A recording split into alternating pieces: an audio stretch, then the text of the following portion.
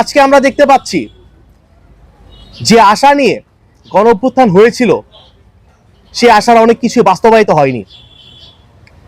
যেই চাকরির সমস্যার জন্য শিক্ষার্থীরা প্রথমে নেমেছিল, আজকেও সেই সুযোগের যে সমতা সেটা নিশ্চিত হয়নি।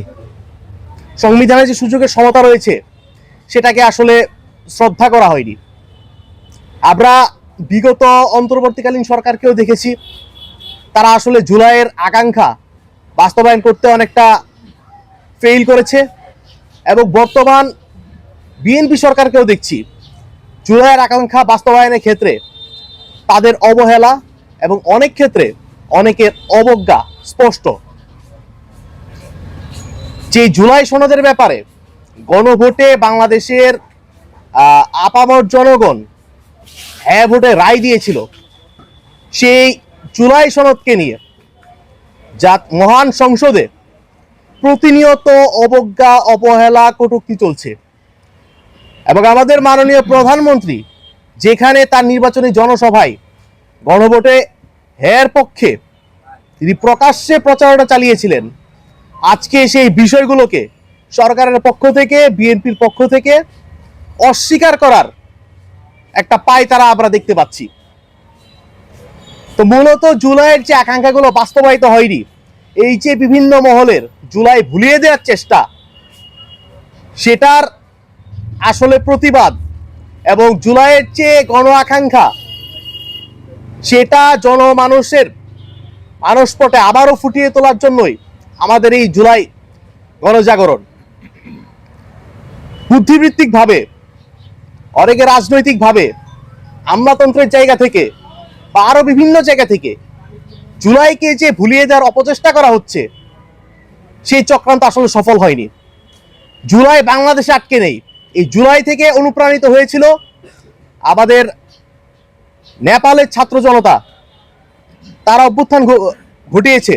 এবং জুলাই থেকে অনুপ্রাণিত হয়ে যে ফ্যাসিস্ট শেখ হাসিনা ভারতে পালিয়েছে, সেই ভারতের ছাত্র জনতা দিল্লি, মুম্বাই, বিহার সহ, কলকাতা সহ বহু জায়গায় রাজপথে নেমে এসেছে। এর যে কেন্দ্রীয় নেতৃবৃন্দ, ওনারা আগামীকাল বিকাল ৩টায় কিশোরগঞ্জ সদর থেকে তারাইলের উদ্দেশ্যে রওনা হবেন এবং তারাইলের প্রোগ্রাম শেষ করে করিমগঞ্জ এবং সর্বশেষ কিশোরগঞ্জ জেলা সদরে আমাদের সর্বশেষ প্রোগ্রামটি অনুষ্ঠিত হবে সন্ধ্যা ৭টায়।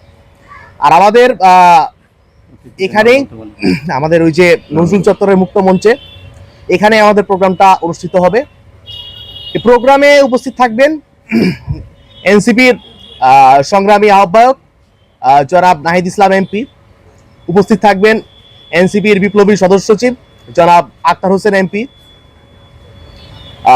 উপস্থিত থাকবেন আমাদের উত্তরাঞ্চলের মুখ্য সংগঠক জনাব সার্জিস আলম, উপস্থিত থাকবেন এনসিপির মুখ্য সমন্বয়ক জনাব নাসিরউদ্দিন পাটোয়ারি, আরও উপস্থিত থাকবেন জাতীয় সংসদের সদস্য ডক্টর আতিক মুজাহিদ, উপস্থিত থাকবেন আব্দুল্লাহ আলামিন, তিনিও জাতীয় সংসদের সদস্য, এবং আমাদের অন্যান্য কেন্দ্রীয় নেতৃবৃন্দ এবং আমাদের জেলা, উপজেলা এবং পৌরসভা পর্যায়ের আমাদের জেলার সকল নেতৃবৃন্দ। হামলা ফ্যাসিস্ট পলাতক আওয়ামী লীগ, ছাত্রলীগের পক্ষ থেকে হওয়ার সম্ভাবনা আছে এবং তারা অনলাইনে অফলাইনে বিভিন্নভাবে উস্কানি দিচ্ছে, অনেকে বিদেশ থেকে উস্কানি দিচ্ছে। এটা বিভিন্ন পর্যায় থেকে এবং মানে ছাত্রলীগের সাবেক কিছু কেন্দ্রীয় নেতাও উস্কানি দিচ্ছে। আমরা প্রশাসনকে জানিয়েছি, আমরা আগেও জানিয়েছিলাম, আমরা আবারও ফর্মালি জানাবো।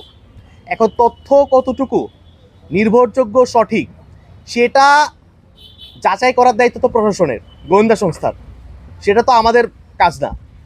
এবং আমরা আমাদের জায়গা থেকে সর্বোচ্চ সতর্ক অবস্থানে আছি এবং কেউ যদি বিশৃঙ্খলা করার চেষ্টা করে, কেউ যদি দমন পীড়নের চেষ্টা করে, আমরা এর সমুচিত জবাব দিব।